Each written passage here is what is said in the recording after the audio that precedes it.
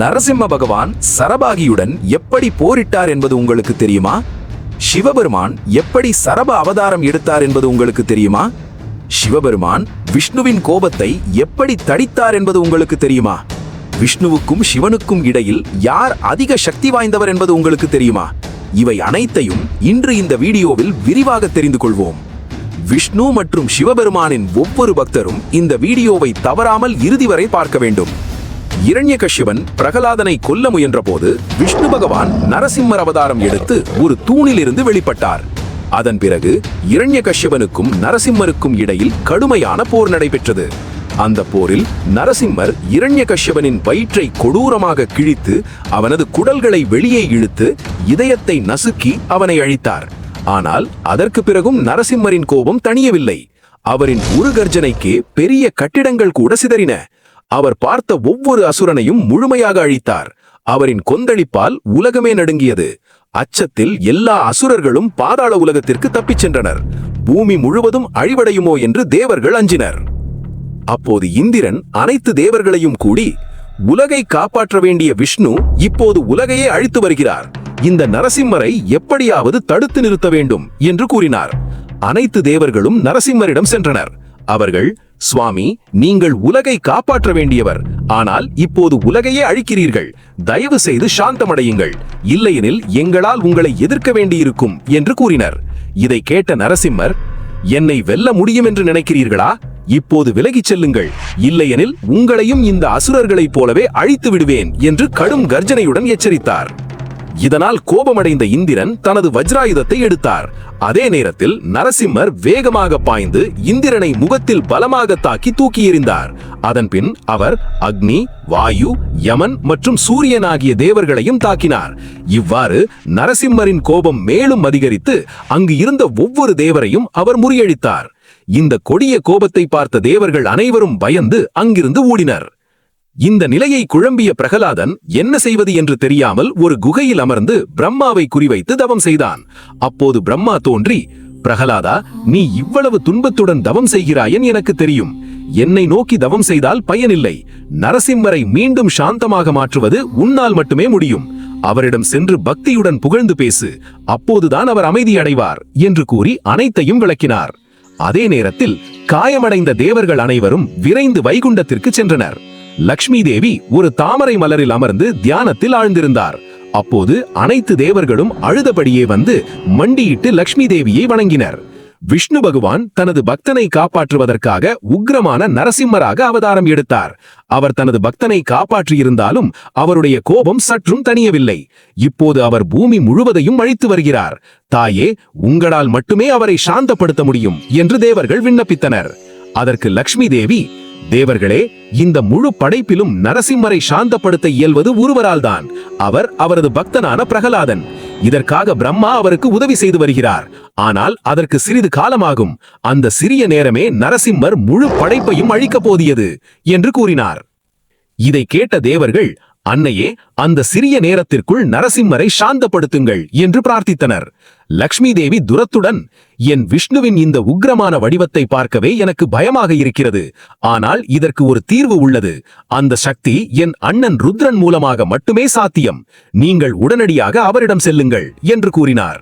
அதை கேட்டதும் ஒரு கணம் கூட தயங்காமல் தேவர்கள் அனைவரும் கைலாச மலையை நோக்கி புறப்பட்டனர். அங்கு சிவபெருமான் ஆழ்ந்த தியானத்தில் இருந்தார். தேவர்கள் அனைவரும் மண்டியிட்டு வணங்கினர். அந்த நேரத்தில் நரசிம்மரின் கர்ஜனையால் கைலாச மலையே நடுங்கியது.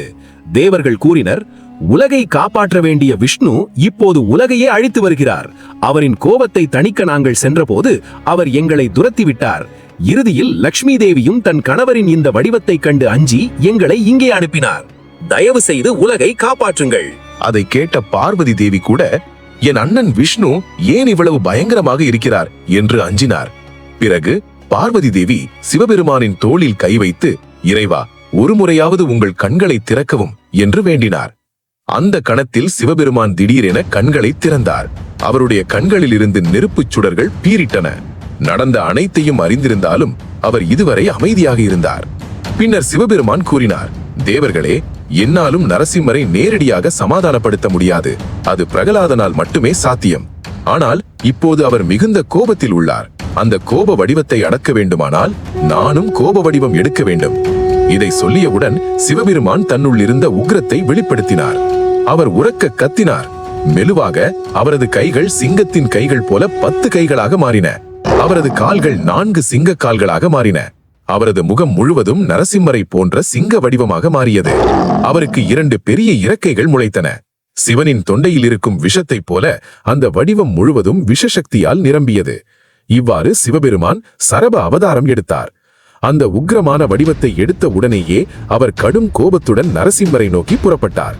அந்த உருவத்தை பார்த்த தேவர்கள் அனைவரும் அஞ்சினர். விஷ்ணுவின் இந்த உக்கிர வடிவத்தை தடுக்க முடியாமல் நாங்கள் ஏற்கனவே துன்பப்பட்டோம். இப்போது சிவபெருமானின் இந்த பயங்கர வடிவத்தையும் பார்த்தபோது எங்களுக்கு மேலும் அச்சம் அதிகரிக்கிறது. இந்நிலையில் என்ன செய்வது என்று அவர்கள் குழம்பினர். ஆனால் பார்வதி தேவி மட்டும் அமைதியாக புன்னகைத்தார். அந்த நேரத்தில் சரப வடிவில் இருந்த சிவபெருமான் மிக வேகமாக பறந்து இரண்யகசிபனின் ராஜ்யத்தை நோக்கி சென்றார். நரசிம்ம சுவாமி இன்னும் அந்த ராஜ்யத்தை அழித்துக் கொண்டும் அசுரர்களை கொன்று கொண்டிருந்தார். ஒரு அசுரனை தன் கைகளால் பிடித்து 2ஆக கிழித்தார். அந்த நேரத்தில் அவரது உரத்த கர்ஜனை முழங்கியது. அந்த சத்தத்தால் பூமி முழுவதும் நடுங்கியது. கோபத்தால் நடுங்கிய நரசிம்மர் அங்கும் இங்கும் பார்த்தார். அப்போது புகையிலிருந்து ஒரு மனிதன் வெளிவந்து நடந்து வந்தான். இரண்யகசிபன் இறந்து விட்டான். நீ உன் பக்தனை காப்பாற்றி விட்டாய். இப்போது உன் கோபத்தை குறைத்துக்கொள் என்று அவன் சொன்னான். அந்த மனிதனை பார்த்தவுடன் அவர் சிவபெருமான் என்பதை நரசிம்மர் உணர்ந்தார். சிவனே, இன்று இந்த உலகில் உள்ள எந்த அசுரனையும் நான் விட்டு வைக்க மாட்டேன். ஒவ்வொருவரையும் அழிப்பேன். இதில் தலையிடாதே, இல்லையெனில் உன்னையும் நான் விடமாட்டேன் என்று நரசிம்மர் எச்சரித்தார். அதற்கு சிவபெருமான், ஒரே ஒரு இரண்யகசிபனின் தவறுக்காக எல்லா அசுரர்களையும் கொல்வது தர்மம் அல்ல. நீ செய்கிற செயல் தவறு. உன் கோபத்தை அடக்கிக்கொள். லக்ஷ்மி தேவி வைகுண்டத்தில் உனக்காக காத்திருக்கிறார். தயவு செய்து அங்கே செல் என்று அறிவுறுத்தினார். ஆனால் நரசிம்மரின் கோபம் குறையவில்லை. இன்றிலிருந்து பூமியில் அமைதி நிலவ வேண்டுமெனில் இந்த அசுரர்களை முழுவதும் அழிக்க வேண்டும். அவர்களை காப்பாற்ற விரும்பினால் முதலில் என்னை தடுக்க வேண்டும் என்று கூறி ஒரு பெரிய கல்லை சரப வடிவில் இருந்த சிவபெருமானின் மீது எறிந்தார். அந்த கல்லை சரப வடிவம் உடனே நொறுக்கிவிட்டது. அந்த வடிவம் மிக பயங்கரமாக இருந்தது. சிங்கத்தலை, மனித உடல், 10 கைகள், 2 பெரிய இறக்கைகள். அடுத்த கணம் இருவரும் ஒருவரை ஒருவர் நோக்கி பாய்ந்து ஒரே நேரத்தில் முகத்தில் பலமாக தாக்கினர். அவர்கள் ஒருவரை ஒருவர் நகங்களாலும் கைகளாலும் தாக்கி காயப்படுத்தினர். ரத்தம் வழிந்தபடியே இருந்தாலும் போராட்டம் நின்றதே இல்லை. சரபன் நரசிம்மரை பிடித்து வேகமாக ஆகாயத்தில் பறந்து சென்று மீண்டும் தாக்கினான். அதற்கு பதிலாக நரசிம்மரும் அவனை பலமாக அறைந்தார். அடுத்த நொடியில் இருவரும் இமயமலை மீது விழுந்தனர். அவர்கள் விழுந்தவுடன் முழு இமயமலை தொடரே நடுங்கியது. பூமி பழிந்து போகும் நிலையில் இருந்தது. காயமடைந்திருந்தாலும் இருவரும் மெதுவாக எழுந்து ஒருவரின் தோளில் ஒருவர் கை வைத்து நேராக கண்களில் பார்த்தனர். நரசிம்மரே, நான் சொல்வதை கேளுங்கள். இந்த அரக்கர்கள் நிச்சயம் அழிவார்கள். ஆனால் இப்போது நீங்கள் செய்யும் செயல் முழு உலகத்தையும் அழிக்கும். தயவு செய்து சாந்தமடையுங்கள் என்று சரப வடிவில் இருந்த சிவபெருமான் கேட்டுக்கொண்டார். அந்த நேரத்தில் பிரகலாதன் இமயமலைக்கு சென்று அவர்களை அடைய முயன்றான். ஆனால் நரசிம்மர் இன்னும் கோபத்தில் இருந்து சரபனின் முகத்தில் பலமாக அடித்தார். அதனால் சரப வடிவமும் கோபமடைந்து தனது 3வது கண்ணை திறக்க முயன்றது. அந்த நேரத்தில் இறைவா, இறைவா, இறைவா என்று கூப்பிடியவாறே பிரகலாதன் அங்கு ஓடி வந்தான். அவன் மண்டியிட்டு, இறைவா, தயவு செய்து அமைதியாகுங்கள். எல்லோரும் எவ்வளவு துன்பப்படுகிறார்கள் என்பதை பாருங்கள் என்று வேண்டினான். நரசிம்மர் முதலில் கோபமாக பார்த்தார். ஆனால் பிரகலாதனை கண்டவுடனே அவரது முகத்தில் இருந்த கோபம் மெதுவாக தணிந்தது. அடுத்த கணத்தில் மூவரும் மறைந்து இடிந்து விழுந்த இரண்யகசிபனின் அரண்மனையில் தோன்றினர். இறைவா, நான் நலமாக இருக்கிறேன். எனக்கு ஒன்றுமாகவில்லை. தயவு செய்து அமைதியாகுங்கள் என்று பிரகலாதன் சொன்னான். நரசிம்மர் மென்மையாக அவன் தலையில் கை வைத்தார். அந்த தொழுதலால் அவர் முழுமையாக சாந்தமடைந்தார். அவர் பிரகலாதனை தன் மடியில் அமர வைத்து சிம்மாசனத்தில் அமர்ந்தார். பிரகலாதா, நீ நலமாக இருக்கிறாயா நயனா? உனக்கு ஏதும் ஆகிவிட்டதா என்று அன்புடன் கேட்டார். அவர் தன் நாவால் பிரகலாதனின் முகத்தை நக்கி தனது பாசத்தை வெளிப்படுத்தினார். பிரகலாதா, நான் உன்னை மிகவும் நேசிக்கிறேன். பிரம்மா, சிவபெருமான், லக்ஷ்மி தேவி ஆகியோரை விட கூட எனக்கு மிக பிரியமானவன். உனக்கு ஏதாவது நேர்ந்திருந்தால் அதை நான் சகிக்க முடியாது என்று கூறி அவனை இறுக்கமாக அணைத்தார். நான் உன் தந்தையை அழித்து விட்டேன் என்று நீ வருந்துகிறாயா? இரண்யகசிபன் முன்பிறவியில் என் பக்தனாக இருந்தான். ஒரு சாபத்தின் காரணமாகவே அவனுக்கு என்னிடம் பகை ஏற்பட்டது. இப்போது என் ஸ்பரிசத்தால் அவன் முக்தி அடைந்து விட்டான். கவலைப்படாதே. இன்று நான் உனக்கு ஒரு வரம் அளிக்கிறேன். இனிமேல் யுகங்கள் தோறும் நீ என் அன்புக்குரிய சிறந்த பக்தனாக நினைவு கூறப்படுவாய். நயனா, உன்னை அன்புடன் வழிபடுபவர்கள் நிச்சயம் முக்தியடைவார்கள் என்று நரசிம்மர் பிரகலாதன் தலையில் கை வைத்து மனமாற ஆசீர்வதித்தார். அந்த நேரத்தில் பார்வதி தேவி அங்கு வந்து சரப வடிவில் இருந்த சிவபெருமான் அவர்களை சமாதானப்படுத்தினார். உடனே சரப வடிவு மறைந்து சிவபெருமான் தனது இயல்பான வடிவத்திற்கு திரும்பினார். அதனைத் தொடர்ந்து அனைத்து தேவர்களும் அங்கு வந்து நரசிம்மரையும் பிரகலாதனையும் வணங்கினர்.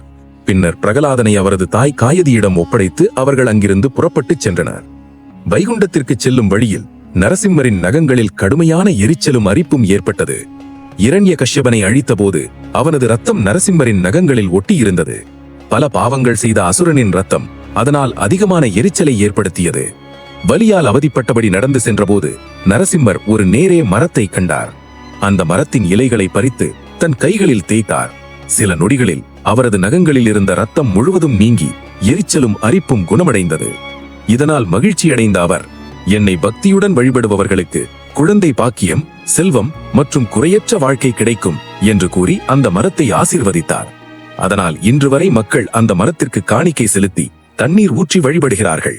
அவரது உடல் முழுவதும் இரத்தத்தால் மூழ்கியிருந்தது. அதனால் அருகிலுள்ள ஒரு குளத்திற்கு சென்று குளித்தார். தன் உடலில் இருந்த இரத்தத்தை முழுமையாக கழுவினார். அசுரனின் இரத்தம் நீருடன் கலந்ததால் அந்த குளம் முழுவதும் சிவப்பாக மாறியது. குளத்திலிருந்து வெளியே வந்து சிறிது நேரம் தியானத்தில் அமர்ந்தார். பின்னர் வைகுண்டத்தை நோக்கி புறப்பட்டார். இன்றும் அந்த குளம் ரத்த குண்டலி என்று அழைக்கப்படுகிறது. இது அகோபிலம் பகுதியில் உள்ள நரசிம்ம சுவாமி கோவிலுக்கு வெளியே அமைந்துள்ளது. அங்குள்ள பூஜாரிகள் கூறுவதாவது, யாருக்காவது வாழ்க்கையில் பயம் இருந்தால் இங்கு வந்து தரிசனம் செய்தால் நரசிம்மரின் அருள் அவர்களை வாழ்நாள் முழுவதும் காக்கும். பின்னர் நரசிம்மர் வைகுண்டத்தை அடைந்து லக்ஷ்மி தேவியை கண்டார். அவரை கண்டவுடன் அவரது கண்களில் கண்ணீர் வழிந்தது. லக்ஷ்மி தேவியும் கண்ணீருடன் ஓடி வந்து அவரை அணைத்துக் கொண்டார். அந்த கணத்தில் நரசிம்மர் மீண்டும் விஷ்ணு வடிவாக மாறினார். இதுவே நரசிம்ம அவதாரத்தின் முழுமையான கதை. நரசிம்மர் யார், அவர் எப்படி பிறந்தார், ஏன் சிவபெருமானுடன் மோதல் ஏற்பட்டது என்பதெல்லாம் இப்போது உங்களுக்கு தெளிவாக புரிந்திருக்கும். ஒவ்வொரு விஷ்ணு பக்தரும் லைக், ஷேர், சப்ஸ்கிரைப் செய்து ஓம் நமோ பகவதே வாசுதேவாய நமக என்று கமெண்ட் செய்யுங்கள். ஓம் நமோ பகவதே வாசுதேவாய நமக.